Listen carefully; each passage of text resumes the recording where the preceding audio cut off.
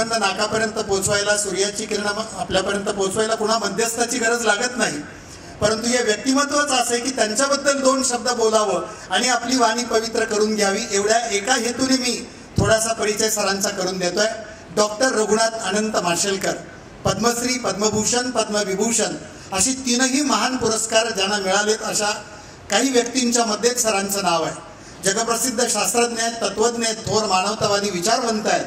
पण त्याच्या पलीकडे जाऊन सांगू, प्रमुख प्रेरणास्थान आई अंजली माशेलकर आहे.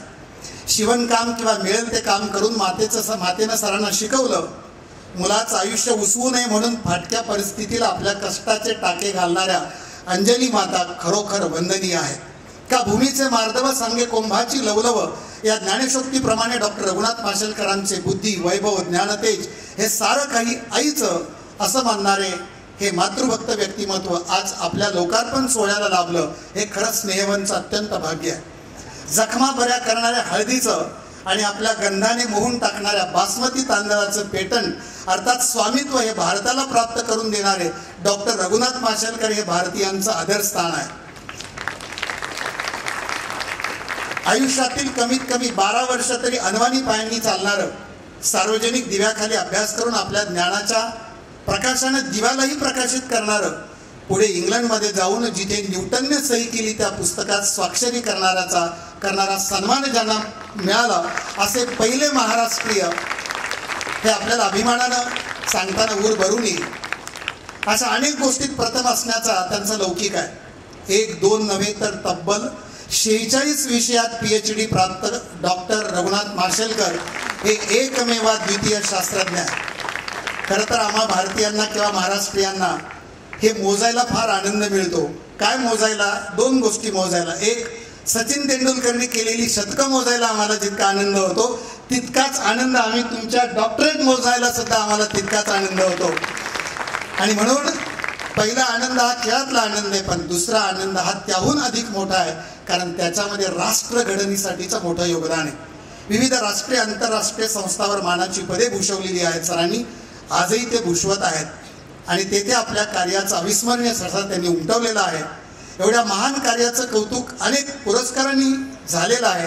त्या पुरस्काराची यादी इतकी मोठी आहे की मी ती वाचून आता माझा आणि तुमचा वेळ घेणार नाही.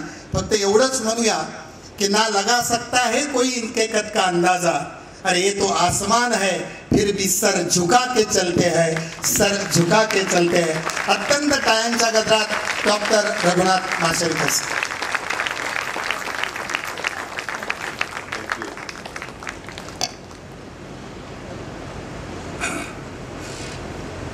आदरणीय व्यासपीठ,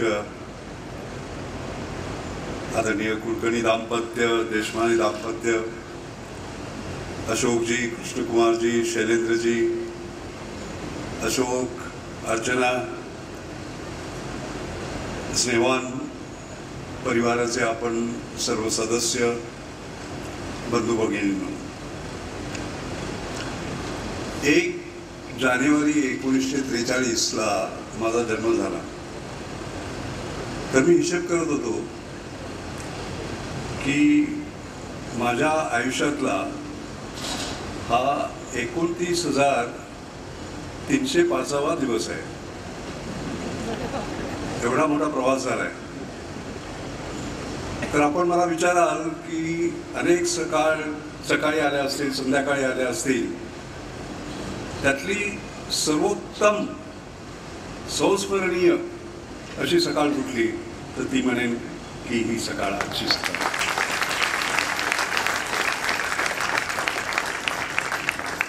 त्याचं कारण असं आहे की आपला भारत घडवण्याचं जे मोठं काम आहे हे काम इथे होत आहे.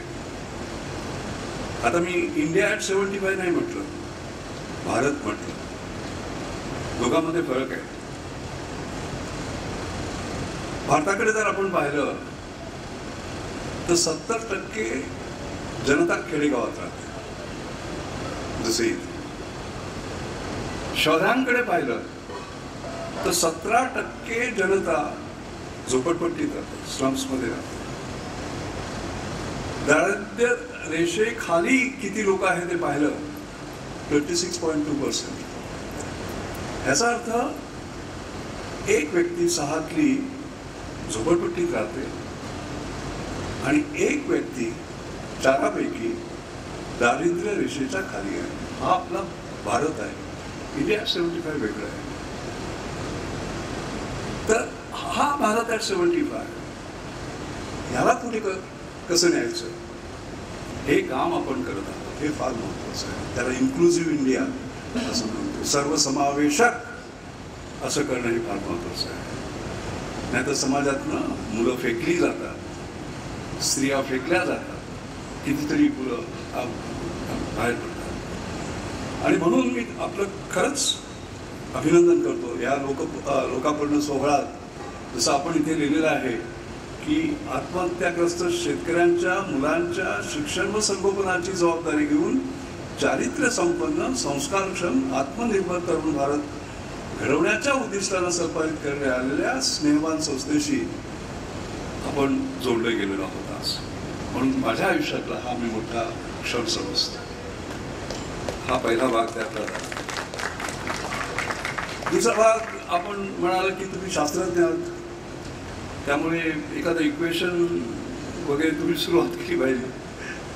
तुम्ही तुमची निराशा करत नाही. आपण एका इक्वेशन बोला तर मला आठवतं एक चर्चा चालली होती की सर्वात मोठं पॉवरफुल इक्वेशन आतापर्यंत कुठलं केलेलं आहे. तर एक सायंटिस्ट उभे राहिले, म्हणाले Newton second law, F = mv, mass into acceleration. मी टेस्ट पण करतोय बरं का, आठवते की नाही तुम्हाला तुमचं फिजिक्स. दुसरा म्हणाला नाही आईन्स्टीन, E = mc². E is energy, m is mass आणि c इज वेलॉसिटी. आणि मी आपला गप्पा बसलो. मग ते माझ्याकडे आले, तुम्ही काही सांगत नाही. तर म्हटलं नॉट न्यूटन, नॉट आईन्स्टीन. ते म्हणजे नॉट न्यूटन, नॉट आईन्स्टीन. तर म्हटलं माझ्या मते सर्वात महत्वाचं इक्वेशन म्हणजे E = F. तर ते म्हणजे व्हॉट इज F? म्हटलं E is education and F is future. शिक्षण हे भविष्य. आणि म्हणून आज आपण इथे जे जमलेलो आहोत ते भारताचं भविष्य, या सर्व मुलांचं भविष्य बनवण्यासाठी आज आपण एक शुभारंभ करतो आहोत. आणि जसं आपण म्हणालात पावसाने साथ दिली आपल्याला, पावसाची आपण इतके दिवस वाट पाहत होतो, ते खरंच बरोबर बोललात. आता म्हणाल की तुम्ही नुसतं इक्वेशन प्रपोज केलं, पण सायंटिस्ट तुम्ही खरे असलात तर ते प्रूव्ह कराल. ते प्रूव्ह कसं करायचं? अरे मी इथे उभा आहे तेच इक्वेशन. त्याचं कारण सांगतो तुम्हाला. एक दिवस होता, आजचा जसा संस्मरणीय दिवस आहे तसा आणखी एक दुसरा संस्मरणीय दिवस म्हणजे 17 मार्च 2000. त्या दिवशी काय झालं, राष्ट्रपती भवनामध्ये पद्मश्री, पद्मभूषण, पद्मविभूषण वगैरे दिलं गेलं आणि 2 व्यक्तींना त्यावेळी पद्मभूषण मिळालं. एक होते रतन टाटा आणि एक होते रघुनाथ माशेलकर. तर म्हणाल त्याच्यातून इक्वेशन प्रूव्ह केल्याशिवाय टाळ्या वाजवू नका, अजून प्रूव्ह केलेलं नाहीये.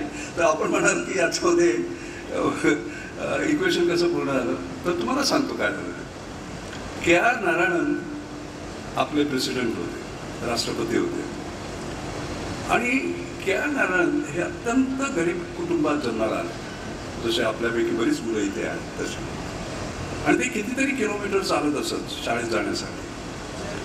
त्याचे आई वडील इतके गरीब होते की त्यांना टेक्स्टबुक्स म्हणा किंवा इतर हे घेण्याचं त्यांना ट्युशन फी जमत नव्हतं त्यांना. त्यामुळे KR नारायणन काय करायचे, वर्गात क्लास चालू आहे, शिक्षक बोलतायत, ते बाहेर उभे राहायचे आणि नोट्स घ्यायचे, कळत. आणि त्याच्या अशा अनेक कथा आहेत. आणि त्यानंतर त्यांचं भविष्य झालं की त्यांना ती टाटा स्कॉलरशिप मिळाली आणि त्याच्यानंतर अर्थात संधी मिळाली आणि ते वरती गेले. माझ्या बाबतीत सुद्धा बरंचसं तसंच होतं. माझा जन्म माशेर या गावी झाला, खेडेगाव. आणि माझे वडील मी 6 वर्षाचा असताना गेले. तर मला या मुलांनी सांगावं असं वाटतं. आणि माझी आई अशिक्षित होती आणि ती कामाच्या शोधात मुंबईत आली मला घेऊन, आणि जे मिळेल ते काम ती करायची आणि मला तिने वाढवलं. कधी कधी दिवस असे आलेले आहेत की रात्री आम्ही उपाशी झोपलेलो आहोत. अनवाणी पायाने मी 12 वर्षाचा असताना असेपर्यंत चालत होतो. म्हणजे मला 12 वर्ष पहिली चप्पल माझ्या पायात आली. महानगरपालिकेच्या दिव्याखाली आम्ही शिकत होतो आणि अशा परिस्थितीमधनं मी 11वी असायची त्यावेळी, बरं का, आपल्यापैकी बऱ्याच लोकांना माहिती असेल, आठवतो ना SSC. त्याच्यामध्ये 1,35,000 विद्यार्थ्यांमध्ये मला 11वा नंबर आला होता त्यावेळी. आणि तरी सुद्धा मी शिक्षण सोडणार होतो का? कारण आईचे हात बघत नव्हते मला, आणि मला पण टाटा स्कॉलरशिप मिळाली आणि माझं भविष्य घडलं. आता सीन बघा सगळा, कोण कोण आहेत तिथे. एक आहेत राष्ट्रपती, ज्यांना टाटा स्कॉलर मिळून ते राष्ट्रपती झाले. एक आहेत रघुनाथ माशेलकर, ज्यांना टाटा स्कॉलर मिळून ते शास्त्रज्ञ झाले. आणि एक रतन टाटा स्वतः. आणि टाटा स्कॉलर जे राष्ट्रपती आहेत ते रतन टाटाला पद्मभूषण देतात, टाटा स्कॉलर दुसऱ्या टाटा स्कॉलरला पद्मभूषण देतात. E=F. आता कळावं जरा हरकत नाही.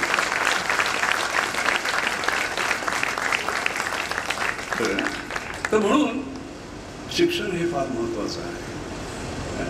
आणि हे शिक्षण कसं असायला पाहिजे, आणि म्हणून मी तुम्हाला शिक्षण मंत्री तुम्ही व्हायला पाहिजे असं म्हटलं. कारण शिक्षणाच्या हे आपण जर हे पाहिलं तर ज्ञान संवर्धन, बुद्धी संवर्धन, व्यक्ती संवर्धन, विचार संवर्धन, समता संवर्धन, क्षमता संवर्धन, सर्वात मुख्य म्हणजे मूल्य संवर्धन, हे फार महत्वाचं आहे.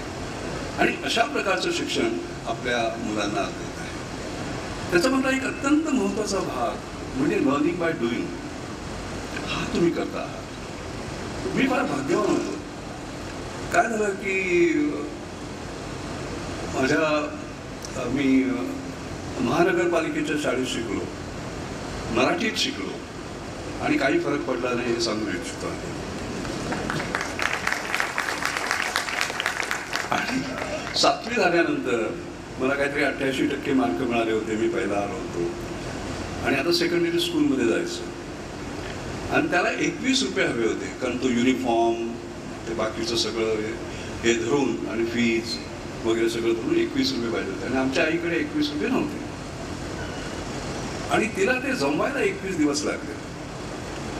आणि ते एक धुणी भांडी करणारी तिची की मैत्रीण होती चौपाटीला, तिचे जे सेविंग होतं ते तिने आम्हाला दिलं. आणि तोपर्यंत काय झालं, चांगल्या शाळांमध्ये सगळे हे बंद झाले, आर्यन, चिकित्सक, विल्सन वगैरे वगैरे. आणि शेवटी मला युनियन हायस्कूलमध्ये मिळाली. सर्व गरीब मुलं जात असत आणि ती गरीब शाळा होती. पण त्या गरीब शाळेत श्रीमंत शिक्षक होते, श्रीमंत शिक्षक होते. आणि त्यामधले एक म्हणजे भावे सर, ज्यांनी आम्हाला ज्ञान विज्ञान शिकवलं. आणि ते learning by doing, learning by seeing करायचे. आता उदाहरणार्थ आपण हे घेऊ, सोप, साबण. आपल्यापैकी किती जणांनी साबण बनवण्याची फॅक्टरी बघितली? जरा हात वर करा. 1, 2, समजा 5, कदाचित मला विसरला असेल, पाहिलं असेल. एवढ्या मोठ्या समुदायामध्ये 5. आम्हाला त्यांनी स्वतः हिंदुस्थान लिव्हरची जी शिवजीची फॅक्टरी होती तिकडे नेऊन दाखवलं की साबण कसा. मॅच बॉक्स, काड्याची पेटी, आपल्यापैकी किती जणांनी पाहिली? हात बोलताना 1. बरं वाटलं मला. मला आठवतं अंबरनाथला याची फॅक्टरी होती, विमकोची फॅक्टरी. विमको आपल्याला आठवतं, त्याने आम्हाला ते दाखवलं. माझा तो ट्रेनचा पहिला प्रवास, बरं का. आणि त्याचं तिकीट सुद्धा त्यांनी काढलं, कारण माझी ताकद नव्हती त्यावेळेस. असे आमचे भावे सर. तर एके दिवशी त्यांनी एक प्रयोग केला ज्याने माझं आयुष्य बदललं. ते एके दिवशी ते आम्हाला उन्हात घेऊन गेले आणि त्यांना ते हे दाखवायचं होतं, बहुगोल भिंग असतं आणि त्याची फोकल लेंथ कशी काढायची. त्या हातात त्यांनी एक कागद घेतला, बहुगोल भिंग घेतलं आणि ते उन्हात वर खाली केलं आणि आपल्यापैकी काहींनी प्रयोग केला असेल, मला तुम्ही डोकं हलवतात का न कळतंय. तर एक प्रखर बिंदू झाला आणि प्रखर बिंदू जेव्हा झाला ते म्हणाले पोकळले. आणि त्यानंतर त्यांनी काय केलं, तसाच तो धरला आणि तो कागद जळला. कागद जळल्यावर का कोणास स्टॉप ते माझ्याकडे वळले आणि मला म्हणाले की अशा प्रकारे जर तू सगळं फोकस केली, तुझ्या सर्व ऊर्जा तुझी तू जर केंद्रित केलीस, फोकस केलीस, तर तू काही करू शकतोस. आणि त्याचे दोन परिणाम झाले, त्याला आपण आयुष्यामध्ये वॉव मोमेंट म्हणतो ना, that was my wow moment. एक म्हटलं अरे विज्ञानाची एवढी ताकद आहे, मी वैज्ञानिक होणार. पण दुसरं म्हणजे focus and you can do anything. त्यामुळे आयुष्यामध्ये जरा मी मुलांना नेहमी म्हणतो, you can do anything but not everything. तुम्ही सर्व करू शकता, सर्व करू शकत नाही. त्यामुळे तुम्ही फोकस करा सगळ्यांना. म्हणजे आयुष्यात एक ध्येय पाहिजे आणि त्याच्यावर तुम्ही फोकस करायला पाहिजे. जसं अशोक तुमचं ध्येय आहे, यांचं भविष्य घडवायचं, कळलं काय, स्नेहांचं भविष्य आहे, हे फार महत्त्वाचं आहे. पण जसा मी मोठा झालो तेव्हा मला त्यात आणखी काय काय शिकायला मिळालं. तो भाग म्हणजे असा की हे बहुर्गोल बिंदू आहे, सूर्याची किरणं ही समांतर असतात, बरोबर. आणि समांतर रेषांचा गुणधर्म काय असतो, त्या कधीच भेटत नाही का. कॉन्व्हेक्स लेन्स काय करते, त्या सगळ्यांना एकत्र आणते. आपण जर देश बघितला तर धर्म, भाषा, हे ते, त्याच्यामुळे आपण असे त्याला चालवतो. तर आपल्या लिडरशिप कशी हवी, कॉन्व्हेक्स लेन्स लिडरशिप, बहुर्गोल विकासाची, जी सगळ्यांना एकत्र आणते. कॉन्केव्ह लेन्स लिडरशिप काय करते, सगळ्यांना दूर घेऊन जाते, बरोबर, जे आहेत त्यांना सुद्धा दूर घेऊन जाते. आणि ह्याचा वापर मला, मी पुढे गेला झालो, मी नॅशनल केमिकल लॅबोरेटरी NCLचा डायरेक्टर झालो. आणि मला आठवतं inorganic chemistry division, organic chemistry division, polymer chemistry division वगैरे सगळ्या डिव्हिजन. मी म्हटलं नथिंग डुईंग, वन NCL. नंतर मी डायरेक्टर जनरल CSIRचा झालो. CSIR मध्ये 40 प्रयोगशाळा, जशा NCL आपल्याला माहिती आहे पुण्यातली, तशी national chemical laboratory, national aeronautical laboratory, physical, अशा 40. आणि ते एकमेकाशी बोलत नसत, ॲक्च्युली भांडत असत. म्हटलं nothing doing, team CSIR, one CSIR. आणि जिथे 2 प्रयोगशाळा एकत्र येत नव्हत्या, तिथे जवळजवळ 19 प्रयोगशाळा मला आठवत मी जाताना आल्या. आणि त्याच्यानंतर मी ग्लोबल रिसर्च अलायन्सचा प्रेसिडेंट झालो. जसं CSIR इंडिया आहे तशी CSIR South Africa, CSIRO Australia, Fraunhofer of Germany, VTT Finland, BTI Denmark, TNO Netherlands, Battelle US वगैरे असे सगळे याच्यातले. आणि त्या सगळ्यांना मी एकत्र आणतो. मला काय म्हणायचं आहे, शिक्षक हे फार महत्त्वाचे आहेत. त्यांनी मला तो प्रयोग करून दाखवला आणि त्या प्रयोगाचा मला आयुष्यात उपयोग झाला. आज देशासाठी सुद्धा ते महत्त्वाचं आहे, सगळ्यांना एकत्र आणायचं, नाही का, तुम्हाला नाही वाटत. आता गंमत सांगतो तुम्हाला, मी हे इंडियन सायन्स काँग्रेसचा प्रेसिडेंट होतो 2000 साली. 5000 जवळजवळ सायंटिस्ट आले होते आणि अटल बिहारी वाजपेयींनी त्याचं उद्घाटन केलं. आणि त्यावेळी मी new Panchsheel for the new millennium, नवीन सहस्त्रकासाठी नवीन पंचशील असं दिलं होतं. आणि त्याच्यामध्ये विद्यार्थी केंद्रित शिक्षण, महिला केंद्रित परिवार, ज्ञानाधिष्ठित समाज, अशा प्रकारे 5 तत्त्व मी दिली होती.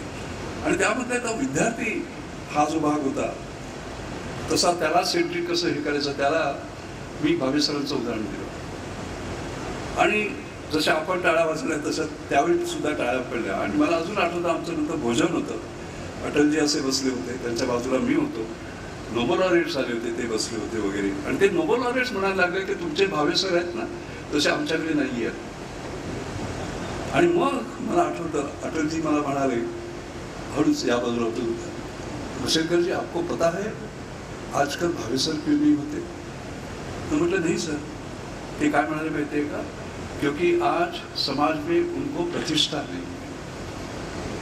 ज्या समाजामध्ये गुरुवर्यांना प्रतिष्ठा मिळत नाही तो विकसित कसा. आणि त्यामुळे हा एक आपण विचार करायला पाहिजे, कळलं की नाही. म्हणून अशोक तुम्ही आमच्या भावे सरांसारखे आदर्श गुरु दिसतात आणि म्हणून या संस्थेचं भवितव्य हे फार मोठं आहे. 2-3 गोष्टी मला आणखी सांगाव्याशा वाटतात. एक म्हणजे आपण विचार करत असाल की मी इथे प्रत्येकाला जेव्हा ते प्राईज किंवा अवॉर्ड देत होतो तेव्हा प्रत्येकाला विचारत होतो काहीतरी. ते काय विचारत होतो, तुला मोठं होऊन काय व्हायचं आहे. आणि फार इंटरेस्टिंग, आता हे विचारलं वेगळं, पण तिथे असताना सुद्धा मी विचारलं होतं एका छोट्या मुलाला. तर तो म्हणाला मला IPS ऑफिसर व्हायचं आहे. तर म्हटलं अरे तुला IPS ऑफिस करायचं आहे, मला देशाचं रक्षण करायचं आहे. किती छान विचार आहेत बघा. इथे सुद्धा विचारलं तेव्हा कोण म्हणाला डॉक्टर व्हायचं आहे, कोण म्हणाला इंजिनियर व्हायचं आहे, कोण म्हणाला सिंगर व्हायचं आहे, कोण आणखी काय काय म्हटलं. पण कुणीच मला उद्योगपती व्हायचं आहे असं म्हटलं नाही. माझ्या मते हा फार महत्त्वाचा भाग आहे. आणि म्हणून मी नेहमी म्हणतो एंटरप्रेन्योरशिप, इनोव्हेशन आणि एंटरप्रेन्योरशिप हा आपल्याचा मुख्य भाग केला पाहिजे. म्हणून मला ते आवडलं तुमची ती प्रयोगशाळा, ज्याच्यामध्ये तुम्ही दाखवलंय की ऊस आहे, हे आहे, ते वगैरे काही नाही, त्याचं प्रोसेसिंग कसं करावं आणि त्यातून उद्योग कसे करावं. तर हे जे शिक्षण तुम्ही देताय ना, माझ्या मते फार महत्त्वाचं आहे. आज आपण स्टार्टअप बद्दल बोलतो. मी नेहमी म्हणतो की India was a starting up nation, now it is a startup nation, fastest growing. कळलं का? 2016 पर्यंत फक्त 450 स्टार्टअप होते. आज 90,000हून जास्त आहे, 200 पटीने वाढलेलं आहे. आणि एवढंच नव्हे तर म्हणजे मी ती भावना काय आहे, भावना अशी आहे की मी नोकरी शोधणार नाही, मी नोकरी देणार. आणि म्हणून इथे आपल्याला स्टेजवर आपण पाहता की आदर्श बसले त्या बाबतीमध्ये. अशोक जे आहेत, शैलेंद्र जे आहेत, कळलं का? आणि त्यांनी करून दाखवलंय की आपण काय करू शकतो. तर हे आपले आदर्श आहेत. असे आदर्श सुद्धा तुम्ही डोळ्यासमोर ठेवा. आता त्यातली गंमत सांगतो तुम्हाला मी, सर्वात महत्वाची गंमत सांगतो की ज्याला युनिकॉर्न असं म्हणतात. युनिकॉर्न म्हणजे $1 बिलियन, 8,000 कोटी. कळलं का? मार्केट कॅपिटलायझेशन जे असतं ते युनिकॉर्न व्हायला फार कठीण असतं. 8,000 कोटींचं बहुतेक 50 कोटी, 100 कोटी, 1000 कोटी इथे अडकतात, 80,000 कोटी. तर तुम्हाला अभिमानाने मी सांगतो की 2016 पर्यंत फक्त एक युनिकॉर्न दरवर्षी व्हायचा, म्हणजे 1 वर्ष 1. 2021 मध्ये दर आठवड्याला यायचं. हा भारत म्हणजे मी, माझं पुस्तक एक आहे, leap frogging to pole vaulting, म्हणजे बेडूक उडी नव्हे, हनुमान उडी.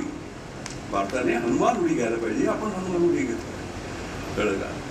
आता आपण याच्यात म्हणालो ठीक आहे, सगळं मोठे IIT, IIM मध्ये हे आहे, स्नेवानमधल्या मुलाला काय चान्स असणार. सॉरी, मी त्याचं अनालिसिस केलं आणि त्यामध्ये बघितलं मी 50% सगळे IIT, IIM होते, पण उरलेले 50% अर्धे टायर 3 सिटीज, टायर 2 सिटीज म्हणतो. टायर 3 म्हणजे आपण आलो इथे, हा सराउंडिंग भाग आला सगळा. कळलं? ज्याला मी डेमोक्रेटायझेशन ऑफ वेल्थ क्रिएशन.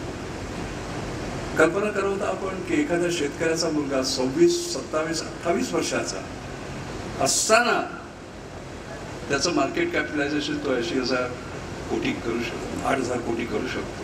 हे अशक्यप्राय आहे. हे आता नव्या भारतामध्ये हे शक्य झालेलं आहे.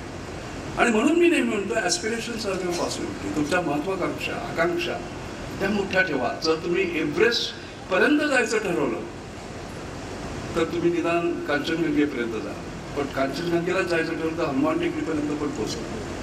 तर त्यामुळे हे माझ्या मते फार महत्त्वाचं आहे. हा एक भाग मला खास सांगावासा वाटतो, कारण मुलांना मी विचारतो तुम्हाला काय व्हायचं आहे. पण जे काही व्हाल तुम्ही त्याच्यात सर्वोत्कृष्ट व्हा, हा त्यातला महत्त्वाचा उद्देश आहे. सायंटिस्ट व्हायचं आहे, सर्वात मोठे सायंटिस्ट. उद्योगपती, सर्वात मोठे उद्योगपती. आर्किटेक्ट, सर्वात मोठे आर्किटेक्ट. डॉक्टर, सर्वात मोठे डॉक्टर. ही महत्त्वाकांक्षा फार महत्त्वाची. दुसरं एक मला सांगावंसं वाटतं की मी भारत ॲट 75 म्हटलं, हा कसा भारत असावा याच्याविषयीचं माझं स्वप्न सांगतो. कारण हे बनवणं हे आपलं उद्दिष्ट असलं पाहिजे. आणि त्यानंतर शेवटी 5 मशालकर मंत्रा, कारण 81 वर्षात शिकलोय मी, म्हणजे केवळ सफळ होऊन नवी बऱ्याच वेळ मी फेल पण झालो आणि त्यातून जे शिकलोय ते सांगतो आणि 5-10 मिनिटात माझं भाषण संपवतो. तर हा जो नवीन भारत आपल्याला करायचा आहे तो कसा करायचा आहे, तर मला 7 मुद्दे त्यात मांडायचे आहेत. संतुलित भारत, सुविद्य भारत, सुसंस्कृत भारत, सुशासित भारत, सुरक्षित भारत आणि स्वानंदी भारत. हे फार महत्वाचं आहे. आता संतुलित बॅलन्स हा फार महत्वाचा आहे, नाही का. जेंडर इक्वॅलिटी आपण म्हणतो, कळलं ना, स्त्रियांना समान हक्क, समान संध्या मिळणं महत्वाचं आहे. आपण एन्व्हायरमेंट विषयी बोलतो, क्लायमेट चेंज विषयी बोलतो, तर environment, ecology, economics, equity, ethics ह्या सगळ्याला एकत्र आणणं, अशा प्रकारचा बॅलन्स.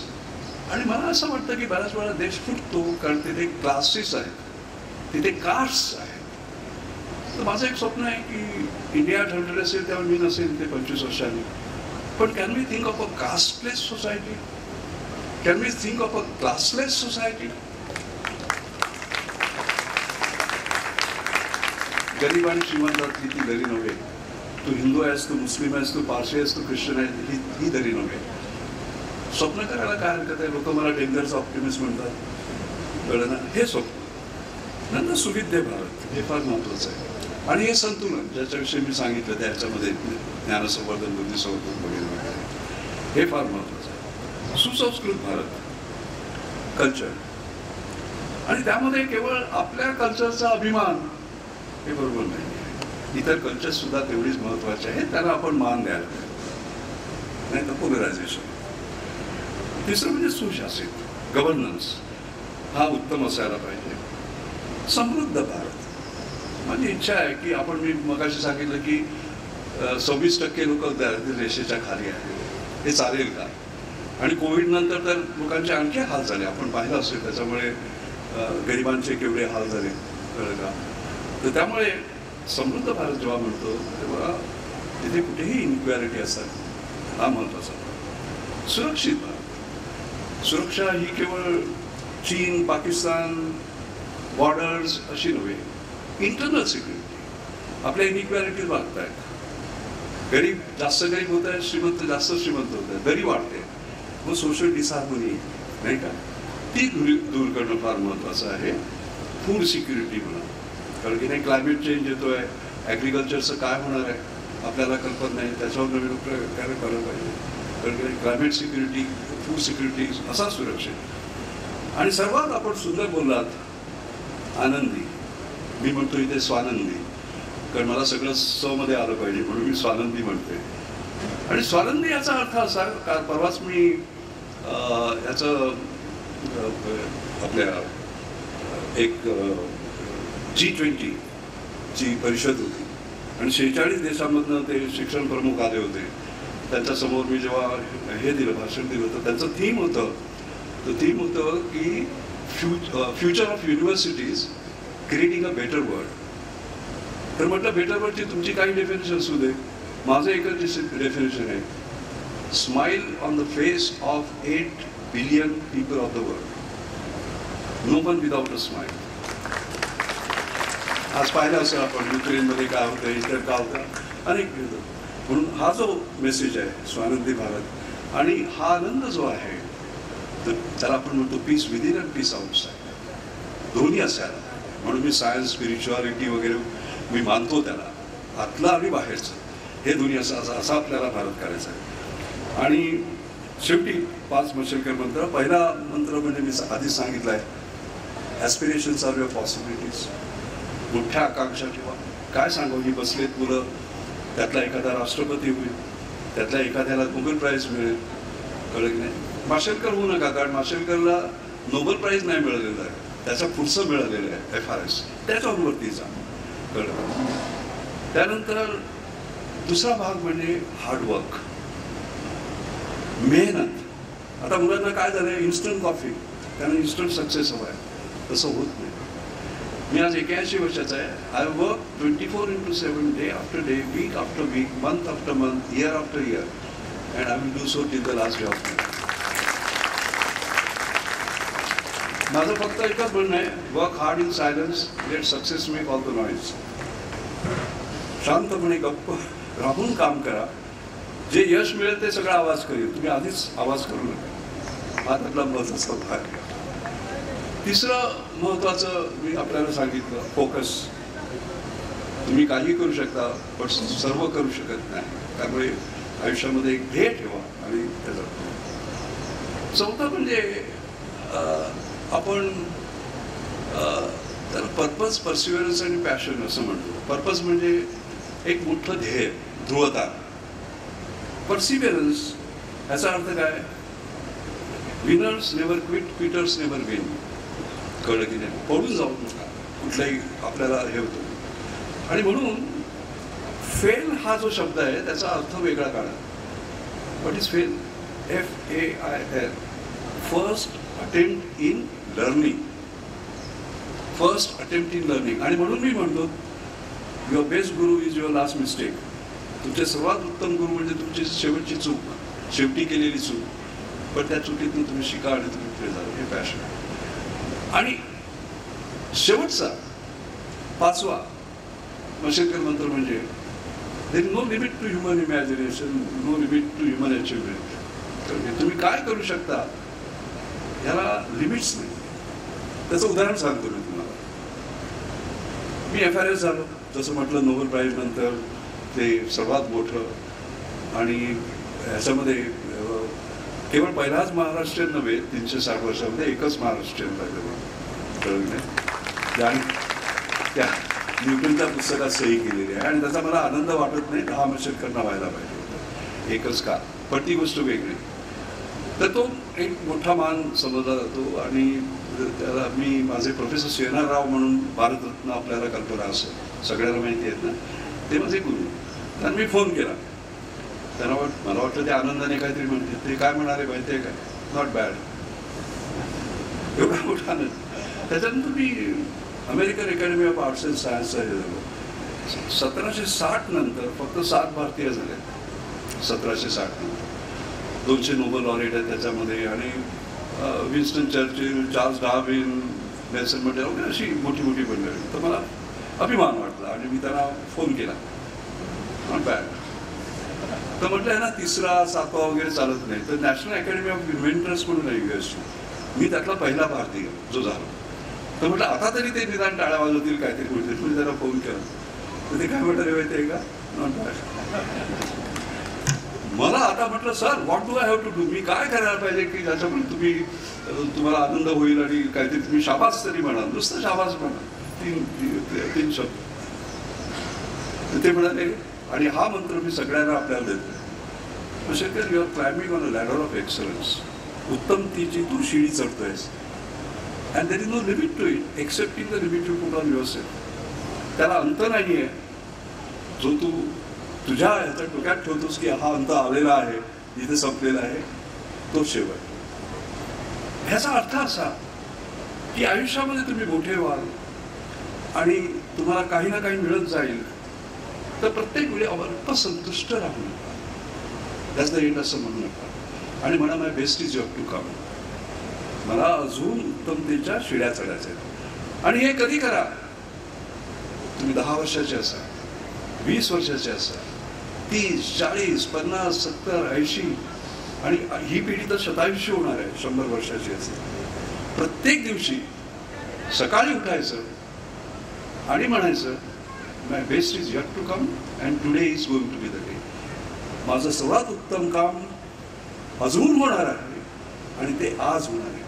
आणि आपण कल्पना करा, जर 140 कोटी भारतीयांनी म्हटलं अशा प्रकारे, तर भारताचं स्थान कुठे असेल?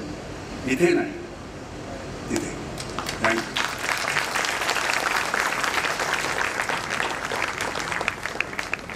खरं तर या विचारासाठी बसून टाळ्या वाजवणं अपेक्षित नाहीये, उभं राहून आपण या विचारांना मानवंदना देणं गरजेचं आहे. आणि हा टाळ्यांचा कडकडाट जरी त्यांच्या गुरूंनी म्हटलं नॉट बॅड, तरी आपण मात्र टाळ्यांनी सरांना इतक्या दिवस ज्या क्षणाची आपण वाट पाहत होतो, सरांची सकाळ सर्वात सुंदर आहे, पण आमची सकाळ अत्यंत भाग्यवान आहे असं म्हणायला हरकत नाही. विनंती करतो आपण स्था